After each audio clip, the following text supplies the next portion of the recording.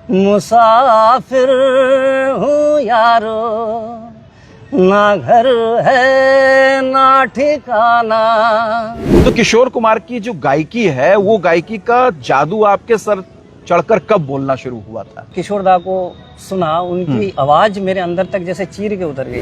मैंने जाने क्या सुन लिया, तूने तो कुछ कहा नहीं, मेरे दीवानेपन की भी दवा नहीं।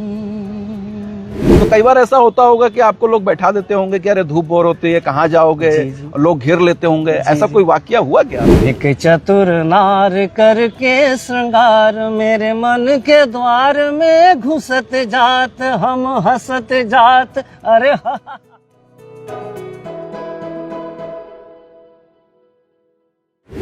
हमें तुमसे प्यार कितना ये हम नहीं जानते,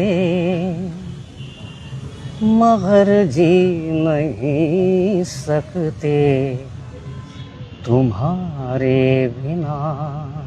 आप सुन रहे हैं डाक वाले तपन दा को, तपन मंडल जी को, जो आत्मसात कर चुके हैं पूरी तरीके से गायक किशोर कुमार जी को। बड़ी बात यह है तपन दा के साथ कि आप डाक विभाग में कार्यरत हैं और डाक विभाग का वो विभाग आपके पास था जिसका इंतजार बेसब्री से हम सभी को एक समय में रहता था कि डाकिया डाक लेकर आया। तो तपन दा बहुत ही शान से, बहुत ही शिद्दत से, बहुत ही ईमानदारी से अपने काम को, यानी कि लोगों की डाक को पहुंचाने का काम कई दशकों से कर रहे हैं। आज किशोर कुमार उस महान गायक की पुण्यतिथि है। 13 अक्टूबर 1987 को किशोर कुमार हम सबको छोड़कर चले गए थे। 4 अगस्त 1929 को आपका जन्म हुआ था और आज मौका है कि उनको श्रद्धांजलि देने के लिए तपन दा मेरे साथ हैं और मैं चाहूंगा कि तपन दा आपके फेवरेट सिंगर हैं चूंकि, तो किशोर दा का किस तरीके से आप श्रद्धांजलि देना चाहेंगे? मैं तो बस इतना ही कहना चाहूंगा जी कि किशोर दा एक ऐसे कलाकार हैं जो मेरे लिए जादू का काम करते हैं। चलते फिरते, उठते बैठते, खाते पीते, उनकी गायकी मेरे दिमाग में चलती रहती है। और मुझे ये लगता है कि किशोर दा के जो गाने हैं वो आज की डेट में भी और पीछे भी अगर देखा जाए तो इंसान की जिंदगी से 99% हर इंसान की जिंदगी में उनके गीत जुड़े हुए हैं। तो किशोर कुमार की जो गायकी है वो गायकी का जादू आपके सर चढ़कर कब बोलना शुरू हुआ था? ये दरअसल हुआ यूं कि मेरी मम्मी के गले में बहुत अच्छी आवाज है। अच्छा तो जी। बचपन में जब वो काम वाम करती थी, गुनगुनाती थी और मैं उनके पीछे पीछे घूमता था जी। तो मेरी मम्मी को देखकर ही मुझे ये शौक चढ़ा कि मैं भी गाऊं, गुनगुनाऊं। तो जब मैंने धीरे धीरे गाना शुरू किया तो मेरी माँ ही मुझे टोका करती थी, बेटा ऐसे नहीं, यहाँ ऐसे। अच्छा तो वो रफी और लता जी को गुनगुनाती थी, मैंने भी उनको फॉलो किया। फिर उसके बाद एक दिन मैंने किशोर दा को सुना, उनकी आवाज मेरे अंदर तक जैसे चीर के उतर गई। तपन दा ने पहली बार किशोर कुमार को सुना, आप कह रहे हैं, क्या सुना होगा? कौन सा गाना जो है जो आपके बिल्कुल दिल के आर पार हो गया? कौन सा वो पहला गाना था जो आपको उनकी ओर खींच कर ले गया पूरी तरीके से? वो गीत था मुसाफिर हूँ यारो, ना घर। क्या 2 लाइनें गुनगुनाएंगे? दिन ने हाथ थाम कर इधर बिठा लिया, रात ने इशारे से उधर बुला लिया, सुबह से शाम से मेरा दोस्ताना, मुसाफिर हूँ यारो, ना घर है ना ठिकाना, मुझे चलते जाना है, बस चलते जाना। क्या बात है, क्या बात है, चलते जाना है। और दादा ने जब से अपनी ये गायकी शुरू की, बता रहे हैं कि माताजी लता जी को और रफी साहब को फॉलो करती थी, तो आपने रफी साहब को नहीं फॉलो किया और मुकेश जी को फॉलो नहीं किया, किशोर जी की ओर ही क्यों रुझान हुआ? ऐसी क्या खास बात थी? दरअसल मैंने उनके अंदाज को विश्लेषण करके ये पाया कि एक होता है म्यूजिक के साथ गाना जी, एक होता है कि म्यूजिक से चिपक कर गाना, और एक तीसरा अंदाज होता है म्यूजिक में घुसकर गाना। तो किशोर दा में ये खासियत है कि उनकी जो वॉइस मॉड्यूलेशन का अंदाज है वो किसी भी कलाकार को उनकी आवाज को रीड करते थे, उन्हीं की आवाज में वो गाते थे। और इसीलिए आपने देखा होगा, महसूस किया होगा कि जब भी कोई कलाकार पर्दे पे हम सुनते हैं तो ऐसा लगता है कि वही गा रहा है जी, किशोर कुमार नहीं है। हाँ बिल्कुल बिल्कुल। जैसे फॉर एग्जांपल दूं मैं, ऋषि कपूर जी ने, उनका एक गाना है वो हंसनी, वो गाना बहुत ही मतलब इतना हार्ड है कि बगैर म्यूजिक के आप उसे मुखड़ा तो गा देंगे, लेकिन मैं भी खुद इतना प्रैक्टिस कर चुका हूं तो मैं भी बगैर म्यूजिक के उसके अंतरे को नहीं पकड़ सकते। अच्छा, इतना टिपिकल है, इतना टिपिकल गाना। तपन, कितना वक्त हो गया आपको जो आप किशोर कुमार के गाने गा रहे हैं? मैं अगर अपनी बात करूं तो मैं तकरीबन 30-35 साल से तो मैं देख रहा हूं आपको। हाँ, तो उससे पहले से कब से आप गा रहे हैं? उससे पहले से ये लगा लीजिए जी, कम से कम 40-42 साल हो गए। 40-42 साल हो गए, और जब से आपने देखा है तब से मैं प्रोफेशनली ही गा रहा हूँ। आपने गायकी को अपने प्रोफेशन में उतारा,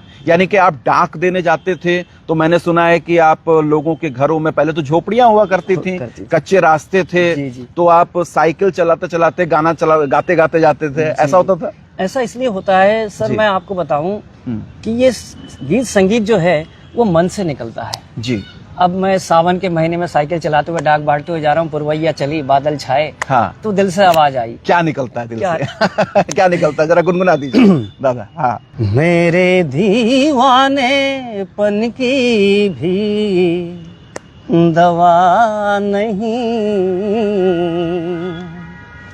मेरे दीवाने पन की भी दवा नहीं, मैंने जाने क्या सुन लिया, तूने तो कुछ कहा नहीं, मेरे दीवाने पन की भी दवा नहीं।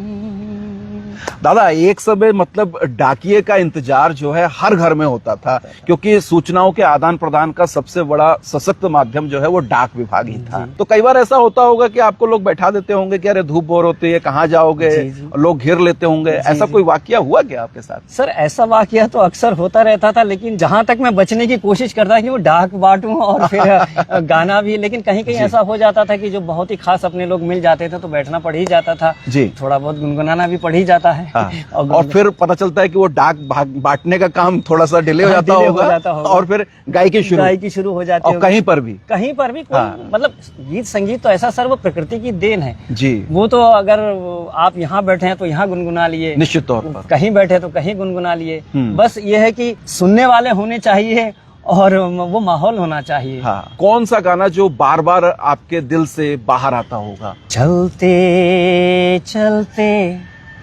मेरे ये गीत याद रखना, कभी अलविदा ना कहना, कभी अलविदा ना कहना, रोते हंसते बस यूं ही तुम गुनगुनाते रहना, कभी अलविदा ना कहना जी, कभी अलविदा ना कहना। और ये गाना जो आपने अभी गाया, ये गाना दर्शकों मैं देखता हूं कि चाहे मंच कैसा भी हो, हर मंच पे अंत में ये गाना जरूर गाया जाता है, और बड़े बड़े सिंगरों ने इस गाने को गाया। ये दरअसल क्या है, मैं आज तक किसी भी मंच पे गया हूँ, इस गीत को गाकर ही मैंने अपने शो का एंड किया है। तपंदा, कोई मलाल जिंदगी में ऐसा कि यार गायकी गला बहुत बेहतर होने के बावजूद भी कोई टीस जो अभी तक अंदर तक परेशान करती है कि काश ऐसा हुआ होता तो आज तपंदा ना होते, किशोर कुमार ही होते? जो हमारे पूर्वज आए थे यहाँ, तो जब वो आए थे तब यहाँ परेशान हाल थे, उनको यहाँ अपने आप को व्यवस्थित करना था, खेती बाड़ी जो मिली थी उनको सेट करना था। ये था कि हमारे जो अग्रज थे उनको इन चीजों की समझ नहीं थी, वो सोचते थे अरे कहाँ ये गायकी वायकी में पड़ा हुआ है, खेतों में जाओ अपना वो संभालो हल बैल और ये सारा खेती बाड़ी ये सब संभालो, उनको इन चीजों में ज्यादा दिलचस्पी थी। तो थोड़ा अगर मतलब परिवार, क्योंकि जीवन संकट का सवाल था ना हाँ, कि जीवन कैसे चलाना हाँ, है। तो वो इस चीज को समझ नहीं पाए। तो मुझे ऐसा लगता है कि अगर हमारे अग्रज थोड़ा समझ गया होता, थोड़ा सपोर्ट पीछे से आ गया होता, जी, तो शायद ये संघर्ष और इतना आसान हो जाता आसान थोड़ा हो सा। जाता। निश्चित तौर पर बड़े बड़े मंचों पर तपंदा गए हैं, ऑर्केस्ट्रा भी है अपना और तमाम सारे प्रोग्राम करते रहते हैं। अगर आप तपंदा को सुनना चाहते हैं, तपंदा की पूरी टीम को सुनना चाहते हैं, तो आप हमसे कांटेक्ट कर सकते हैं। हम तपंदा का नंबर देंगे। कोई ऐसा मोमेंट, कोई ऐसा गाना जो आपको काफी बेचैनी देता हो और ये कहता हो कि नहीं साहब ये तो बड़ा मुश्किल गाना है और ये इसको गाने के लिए जो है काफी तैयारी करनी पड़ी हो आपको, और आज भी आप कहीं सियर जाते हो या घबरा जाते हो, किशोर कुमार का कोई ऐसा गाना? जी हाँ, एक गाना उनका जी, बहुत ही मतलब मुश्किल सा लगता है मुझे। अच्छा। उसकी एक लाइन आपको सुनाता हूँ मैं। मैं चाहूंगा मुखड़ा भी उसका। हाँ, मुखड़ा में मुखड़ा और अंतरा आ जाए, एक क्योंकि अंतरा में- टिपिकल गाना है तो वो आना चाहिए। मैं अकेला अपनी धुन में मगन जिंदगी के मजे लिए जा रहा था। मैं अकेला अपनी धुन में मगन जिंदगी के मजे लिए जा रहा था कि तुम मिल गए। मेरे दिल में दर्द है, दया है, तुम्हारे लिए कुछ है, मत पूछो क्या है, मत पूछो क्या है। सही बताऊं तो ये गाना मैंने सुना ही नहीं है। और किशोर कुमार के कितने गाने हो सकते हो, क्योंकि सैकड़ों गाने उन्होंने गाए हैं और ये गाना मैंने नहीं सुना है। पुराने गाने बहुत सुनता हूं मैं, सुने हैं, और किशोर कुमार को भी बहुत सुना है, लेकिन पर्टिकुलर ये गाना मैंने नहीं आप सुना सुनिएगा, है। बहुत ही खूबसूरत गाना है और आपको जी। लगेगा कि ये गाना इतना हार्ड है हाँ। कि मुझे खुद लगे हैं 6 महीने इसको तैयार करने में। में। ऐसा कभी आपके साथ भी होता है कि जब मंच पर आप चढ़ते हैं तो किशोर कुमार हावी हो जाते हैं पूरी तरीके से, और गायकी के साथ साथ एक्टिंग भी और डायलॉग सब कुछ शुरू हो जाता है? किशोर कुमार थे, मैं उनकी कॉपी जरूर करता हूँ, लेकिन मैं उन जैसा नहीं हो सकता। बन नहीं सकते। सही नहीं बात हो है, सकता, निश्चित तौर पर क्योंकि बहुत वो मुश्किल काम। एडिटर भी थे, राइटर भी थे, संगीतकार भी थे, और सबसे बड़ी बात एक्टर थे। और इसी वजह से वो कभी क्या कर जाए, एडे रिकॉर्डिंग के टाइम वो जो कुछ कर जाते थे, उससे मन्ना दे जैसे सिंगर भी हड़बड़ा जाते थे कि क्या कर रहे हैं। पड़ोसन फिल्म का जो उदाहरण है। हाँ, वो गाना, उस गाने में उन्होंने ऐसा किया था जी। कि रियाज वो कुछ करते थे, हाँ। और जब परफॉर्म कुछ होता था, रिकॉर्ड कुछ होता था। जब वो रिकॉर्ड कर रहे होते थे, तो जब उन्होंने वो अपना स्टाइल शुरू किया तो मन्ना दे साहब बोले कि अरे बर्मन ये क्या कर रहे हैं, तो बर्मन दा ने कहा आप रहने दो दादा, करने दो जो कर रहे हैं। और वो गाना देखिए, इतना सुपर हिट गाना, ऐसा गाना अभी तक बना ही नहीं। क्या वो पड़ोसन का वो गाना गुनगुना देंगे आप हमारे दर्शकों को?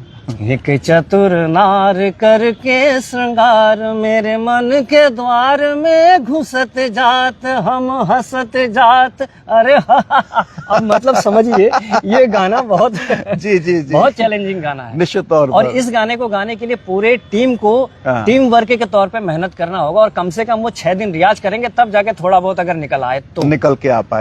ऐसा गाना किशोर कुमार का जो आपके पर्टिकुलर दिल के बहुत करीब हो, जिसने आपके काम को, आपके व्यक्तित्व को, सारी चीजों को प्रभावित किया हो। यहाँ ट्रांजिट कैंप में जब मैं नया आया था यहाँ से 35-38 साल पहले, तो ट्रांजिट कैंप के लोग वो मुझे जानते थे, कहीं सुना था उन्होंने बसंतीपुर में मुझे जी, तो वो मुझे लेने आए थे अपने प्रोग्राम में।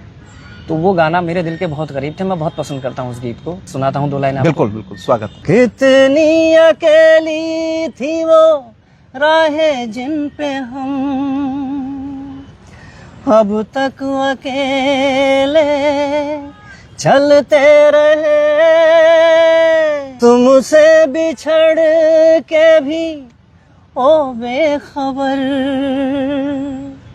तेरे ही गम में जलते रहे, तुमने किया जो शिकवा हम वो गिला कर ना सके। और इसके बाद जो बच्चे कहते हैं वो झिंगा लाला जो इसमें आता है, वो तो खैर कोरस का है। आज के जो गायक हैं उनमें से किसको आप गाते हैं या गाना पसंद करते हैं? मौजूदा दौर में एक पीछे थोड़ा सानू को गा लिया करते थे, और अभी हमारे बिटिया के कहने पर जी थोड़ा वो कह रही है कि पापा आप कुछ नए गानों को हाँ। अपने किशोरदा के अंदाज में गाने की कोशिश करिए। अच्छा, मतलब जो आज के गाने हैं वो आपने किशोरदा के अंदाज में गाए हैं? गाने की कौन सा गाना? अभी गाया नहीं है मैंने। अच्छा, मतलब कोशिश कर रहे हैं। करूंगा मैं चाहूंगा वो जो कोशिश आप कर रहे हैं तो थोड़ा उसका एक नमूना आप जरूर पेश कर दीजिए। अभी मुझ में कहीं बाकी थोड़ी सी है जिंदगी। बस इतना ही सुनाता हूँ आपको क्योंकि अभी मेरी कोशिश ही चल रही है। चलिए, कोशिश कर रहे हैं, मतलब नए गानों को किशोरदा के अंदाज में गाने की कोशिश दादा कर रहे हैं और ये कोशिश जरूर कामयाब होगी। दादा, जाते जाते एक आध गाने मैं आपसे कहूंगा नॉन स्टॉप, कौन से हमारे दर्शकों को आप देना चाहेंगे जो आप साइकिल पे चलते चलते गाया करते थे और रियाज करते थे? रियाज करने का आपको अलग से कोई वक्त तो मिलता नहीं था? नहीं। और आप काम करते करते डाक बैठते बैठते ही रियाज करते थे? वही रियाज था जी। आदमी जो कहता है, आदमी जो सुनता है, जिंदगी भर वो सदाएं पीछा करती है। आदमी जो देता है, आदमी जो लेता है, जिंदगी भर वो दुआएं पीछा करती है।